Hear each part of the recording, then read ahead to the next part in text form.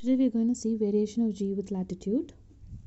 Let me consider the circle to be Earth, and this blue dotted line indicates the axis of rotation of the Earth. Earth rotates, and this is the axis of rotation of the Earth. Okay, and Earth is tilted, but here we are going to consider it to be straight. Fine. Okay, let me consider this line, this horizontal line, to be the equator of the Earth. Fine. And let me consider one point here which is making a latitude lambda. So in order to understand the latitude, let me take the latitude as lambda with respect to the equator. So the angle made by the line joining the Mars or a person here. So what is lambda at the equator? The lambda at the equator will be 0. And the lambda at the pole will be lambda is equal to 90 degrees. Fine, so it's just the angle. So let me consider a person or an object on this latitude, and the angle made with the equator is lambda. Now the radius of the earth is r. Okay, the radius of the earth is taken as capital R. And let me consider the rotation of the earth to be rotating with an angular velocity omega. Okay, so the earth is a rotating frame, and it is rotating with an angular velocity omega. Since earth is rotating about this axis, the object here or a person who is standing here will also undergo a rotation. So let me consider that rotation like this. Okay, when earth completes one full rotation, the person also would have undergone this rotation. Let me consider the distance of the person from this axis of rotation to be r dash. See, this r dash is along this direction and r is here. So can I resolve this r into two components? If I consider r to be the resultant vector, then r will be having two components. So this r dash is one component of r, and this is another component of r. We need not consider this component, whereas we want only this. So can I write r dash to be r cos lambda? Why did I take cos lambda here? Because if this is the angle, this angle is lambda, then this angle will also be the same angle, lambda. So wherever theta lies, wherever the angle lies, so that component will be your cos component. So r dash is equal to r cos lambda. Since earth is a rotating frame, here we have to consider the centrifugal force also. So any object here will obviously experience centripetal force because the gravity is pulling it inside, right? So the acceleration due to gravity is actually pulling it inside.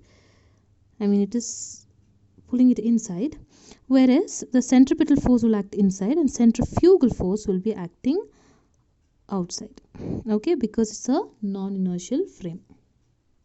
So centrifugal or centripetal force is given as mv square by r. So here I'm going to take this with respect to the axis of rotation. So therefore the distance will be r dash. Okay, so v can be written as r times omega. So here I'm going to take it as r dash and omega whole square divided by r dash. So therefore I can write the centrifugal force as m r dash square omega square divided by r dash, whereas this r dash will get cancelled. So m r dash omega square. So this is the centrifugal force which is acting outside. An object here will obviously have two types of acceleration, as you know, the tangential acceleration and the radial acceleration. So therefore I can take this to be the tangential acceleration to be sine AC sine lambda, and along the radial direction it will be, I'm writing it here, AC cos lambda, whereas AC is nothing but the centripetal acceleration. So here you have the centripetal force, centrifugal or centripetal force. So actually it's centrifugal force. So it's m into A, right? Any force is given as F is equal to ma. So this term will be your acceleration term. So therefore, we can write the acceleration as r dash omega square.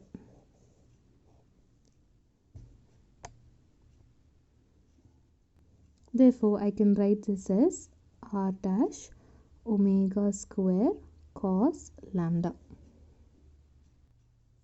So we want only this component because this is where I can consider the acceleration due to gravity with respect to the altitude. So therefore, I'm going to write this as Cg dash is equal to g minus the radial acceleration. Okay, so radial acceleration. So g dash is equal to g minus, g is acceleration due to gravity on the surface of the earth, and this is radial acceleration. So radial acceleration, what did I get here? R dash omega square cos lambda. From here, we also know that this r dash is r cos lambda. R dash is nothing but r cos lambda. So we separated r, the radius of the earth, to be two components. So whereas we got r dash to be r cos lambda. So let me substitute that here. So g dash is equal to g minus, instead of r dash, I'm going to write it as r omega square cos square lambda, because here you already have one cos lambda, here another cos lambda, together it becomes cos square lambda. So this is your expression for variation of g with respect to altitude. So this is the acceleration due to gravity at a particular latitude. It's latitude. Fine. So this is acceleration due to gravity at a particular latitude.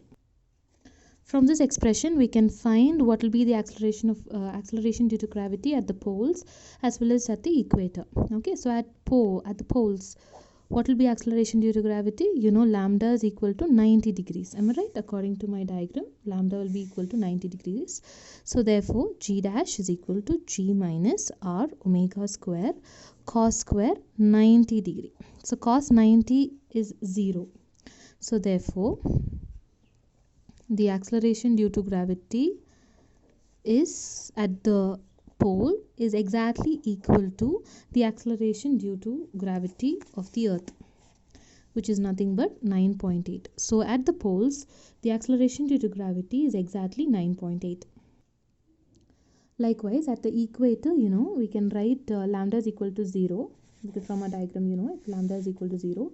So if I substitute cos 0 is 1, so therefore I get a value here. So acceleration due to gravity is g minus this value, some x value. Okay, if I substitute some values here, I'll get one x value here. So therefore acceleration due to gravity at the equator is less than the acceleration due to gravity of the earth.